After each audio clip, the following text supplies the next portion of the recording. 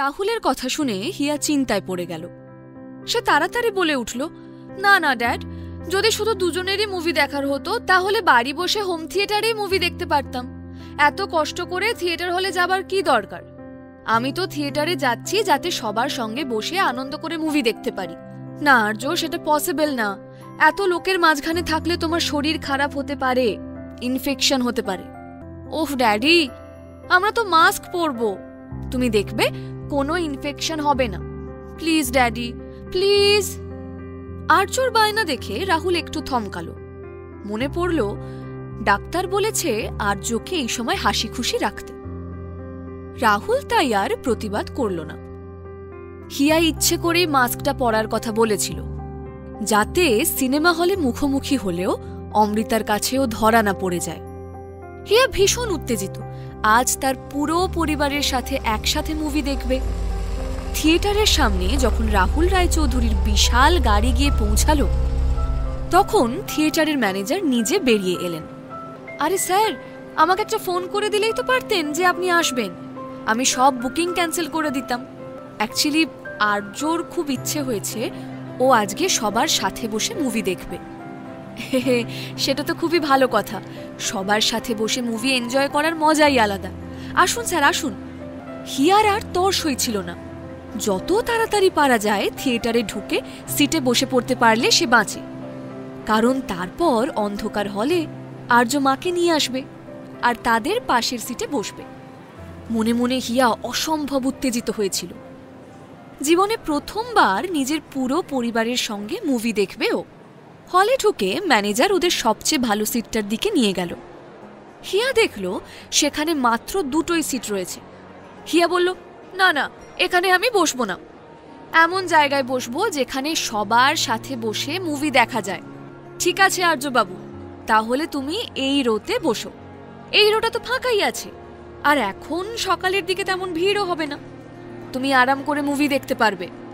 একটু পরেই হল অন্ধকার হয়ে গেল। হিয়া তো এটাই চাইছিল। সে উত্তেজিতভাবে বারবার দরজার দিকে তাকাচ্ছিল আর ঠাকুরকে ডাকছিল যেন আর্য হলে ঢুকে ওদের দেখতে পেয়ে ওদের পাশের সিটে এসে বসে। অমৃতা আর আর্য থিয়েটার হলের সামনে এসে পৌঁছালো। অমৃতা লবির একটা জায়গায় আর্যকে দাঁড় করিয়ে বলল, তুমি কিন্তু এখান থেকে একটুও নড়বে না, কোনো দুষ্টুমি করবে না, আমি এক্ষুনি টিকিট কেটে আনছি, যাবো আর আসবো। ওকে মাম্মাম। অমৃতা টিকিট কাউন্টারের দিকে চলে গেল। আর্য বাধ্য বাচ্চার মতো লবির নির্দিষ্ট জায়গায় দাঁড়িয়ে অপেক্ষা করতে লাগলো। রাহুল হিয়ার দিকে তাকিয়ে বলল, বাবু তুমি মুভিটা দেখো, আমি এক্ষুনি আসছি, আমাকে একটা খুব ইম্পর্টেন্ট কল এখনই রিসিভ করতে হবে, ইটস আর্জেন্ট। কথাটা বলে রাহুল বেরিয়ে গেল। হিয়ার একেবারেই ইচ্ছা ছিল না রাহুল থিয়েটারের বাইরে যাক, কিন্তু রাহুলকে আটকানোর কোনো উপায় ছিল না হিয়ার কাছে। লবির দিকে চোখ পড়তেই থমকে গেল রাহুল। আর্য বাইরে কেন? রাহুল তাড়াতাড়ি আর্যর কাছে গিয়ে বলল, এ কি, তোমাকে আমি বললাম না তুমি হল থেকে বেরোবে না? না মানে ড্যাড, আসলে কাল থেকে তুমি খুব দুষ্টুমি করছো, আজ সকাল থেকে অনেক জ্বালাতন করেছো, কিন্তু আর নয়। তোমার মাস্ক আর গ্লাভস কোথায়? কেন খুলে ফেলেছো ওগুলো? জানো না ওগুলো না থাকলে ইনফেকশন হতে পারে? চলো আমার সঙ্গে।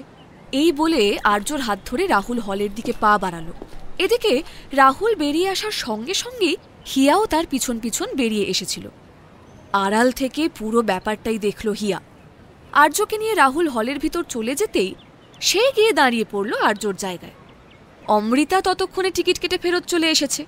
ও মা, এসব গ্লাভস মাস্ক কখন পরলি? আমি ভেবে দেখলাম সেফটির জন্য এগুলো পরা দরকার, বাড়ি থেকে নিয়েই এসেছিলাম সঙ্গে করে, এখন পরে ফেললাম। বাহ, আমার সোনা মেয়ে খুব বুদ্ধিমান হয়ে গেছে দিনে দিনে। কাল থেকেই দেখছি তোমার অনেক উন্নতি হয়েছে। Keep it up baby. Popcorn? Amrita না করতে পারল না। পপকর্ন নিয়ে অমৃতা হিয়ার হাত ধরে হলের দিকে এগিয়ে গেল। অন্ধকার হলে ঢুকে টিকিটের সিট নাম্বার ভালো করে দেখতে পাচ্ছিল না অমৃতা। ছাড়ো না মা, দেখছই তো অর্ধেক হল খালি রয়েছে, চলো আমরা ওই সিটটাতে বসবো বলে সে অমৃতার হাত ধরে অমৃতাকে নিয়ে এলো সেই সিটের কাছে যেখানে আর্য আর রাহুল বসেছিল। ইতিমধ্যেই রাহুল আর্যকে গ্লাভস আর মাস্ক পরিয়ে দিয়েছে। হিয়া ইচ্ছে করেই রাহুলের পাশে অমৃতাকে বসালো। আর তারপর বসলো নিজে। ফিল্ম চলছিল, কিন্তু কারোর এই ফিল্ম দেখার প্রতি কোনো ইন্টারেস্ট ছিল না। রাহুল নিজের বিজনেস মেল আর মেসেজ চেক করতে ব্যস্ত ছিল। এদিকে অমৃতার কাঁচা ঘুম ভেঙে গিয়েছিল বলে হাই উঠছিল বারবার। হিয়া আর আর্য দুজনেই ভাবছিল যেমন অ্যাডভেঞ্চার তারা আশা করেছিল তেমন তো কিছুই হচ্ছে না। বিকেলে অপারেশন রয়েছে বলে একসময় সিটে মাথা হেলিয়ে অমৃতা ঘুমিয়ে পড়ল। তার মাথা ঈষৎ হেলে রইল রাহুলের সিটের দিকে। দুদিকের সিট থেকে মুখ বাড়িয়ে আর্য আর হিয়া পরস্পরের দিকে তাকালো। এখন কি করবে? হিয়াও চিন্তায় পড়ে গেছে। ও ভেবেছিল সবাই মিলে সিনেমা দেখে একসাথে রিয়্যাক্ট করবে, কিন্তু না, একজন ঘুমোচ্ছে আর একজন ফোনে বিজনেস মেল দেখতে ব্যস্ত। আর্য কিছু বলে ওঠার আগেই হিয়া এমন একটা কাণ্ড ঘটালো যেটা আর্য স্বপ্নেও ভাবতে পারেনি। টাপ থেকে পপকর্ন নিয়ে ছুঁড়ে মারল রাহুলের দিকে।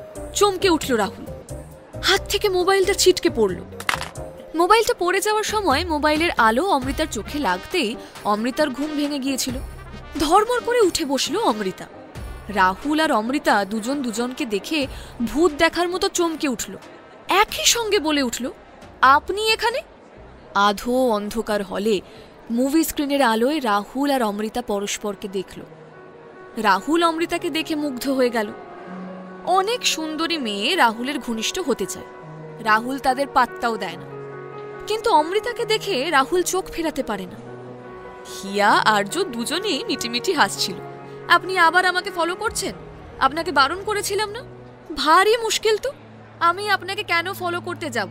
আমি এখানে মুভি দেখতে এসেছি আমার মেয়ের সাথে। তাহলে কি আপনি বলতে চান পুরো ব্যাপারটাই কোইন্সিডেন্স? আপনার মনে হয় না আপনার আর আমার মধ্যে সবকিছুই বড্ড বেশি রকমের কোইন্সিডেন্টাল?